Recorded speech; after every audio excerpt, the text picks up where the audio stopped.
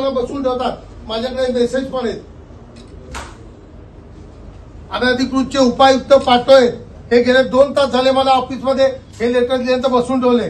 कोणाचा अभय मला माहित नाहीये. हे आरएमसी प्लांटचं बांधकाम आहे आणि यांनी त्या अनधिकृत बांधकामाला अभय द्यायचं यांनी महापालिकेच्या अधिकारी ठरवलेलं आहे. साहेब गेले किती तास तुम्ही इथे बसलात? पण मी गेले 2 तास झाले बसलो इथे. काय नेमका विषय काय आहे? अनधिकृत बांधकाम साकेत येथील माझ्या इथे आरएमसी प्लांटचं बांधकाम चालू आहे आणि ते बांधकाम होऊ नये म्हणून मी वारंवार 1 वर्ष झालं यांना ऑफिशियल पत्रांनी कळवतोय.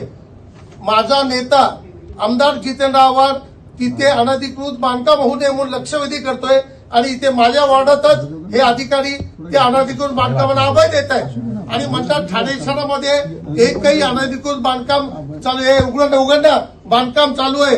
आज चळईपासलं लोकमान्य नगर असू दे, बाळकूम असू दे, सगळीकडे राजरोज अनधिकृत बांधकाम चालू आहेत. 8-8 माळ्याच्या बिल्डिंग चालू आहेत. हे अधिकाऱ्यांना दिसत नाहीये म्हणून मी इथे बसलोय. न्याय मागायला बसलोय रोडे साहेबांची. ते की रोडे साहेब त्याचे इंचार्ज आहेत. साहेब मला न्याय द्या. साहेब न्याय नाही मिळालं तर काय पुढचं पावलं? नाही तर उद्या आयुक्तांच्या कॅबिनेटमध्ये बसेल.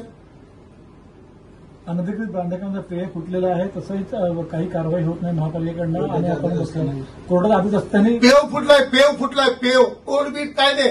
हे कशाला मानत नाहीत यांचा वेगळाच देव आहे. ठाणे बांधकामात आपण कुठं तक्रारी केलीत आणि मी माझ्या वॉर्डाची सीमित आहे. मी ज्या वॉर्डात नेतृत्व करतो साकेतच्या इथे आरएमसी प्लांटचं काम चालू आहे. आमच्या साकेतच्या लोकांनी सुद्धा आयुक्तांना मेल देऊन पाठवलेला आहे आणि मी वारंवार 1 वर्ष झालं यांना पत्र देऊन कळवतोय की असं काम चालू आहे. ते थांबवा, हे थांबवा. कोणी त्याकडे लक्ष देत नाही. यांना मस्करी वाटते प्रत्येक गोष्टीची आणि त्याला अभय दिले त्या बांधकामाला. पाठवाय कोणा भेटत पण नाही. पाठवाय मोठा माणूस आहे आणि मग रोडेसारखा चांगला अधिकारीचं खच्चीकरण होत आहे. त्यांची मानसिकता आहे. ते काय करणार इथे बसून. गेली 1 वर्ष झालं उत्तरसर प्रभाग समितीमध्ये मी तक्रार देतोय आणि त्याची कॉपी इथे उपायुक्तांकडे देतोय. हे लोक मला नेहमी सांगतात की त्या डिपार्टमेंटची जी पत्र अतिरिक्त आयुक्तांच्या दालनामध्ये जाऊन तुम्ही ठिय्या आंदोलन केलं. आंदोलन करायचं कारण म्हणजे अख्खा ठाणे शहर तर बरबाटलंच आहे अनधिकृत बांधकामाने. पण माझ्या प्रभागामध्ये साकेत येथे आरएमसी प्लांट अनधिकृत उभा केलेला आहे आणि तो चालू सुद्धा आहे.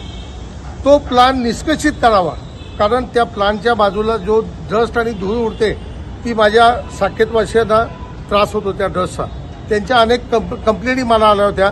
त्याप्रमाणे मी महापालिकेला पत्रव्यवहार करतो तर गेल्या वर्षापासून महापालिकेचा एक सुद्धा अधिकारी त्याला बघायला वेळ नाहीये. आम्ही त्याची कंप्लेंट घेऊन आलो की आम्हाला 1-1 तास आज सुद्धा मला पाठवोय.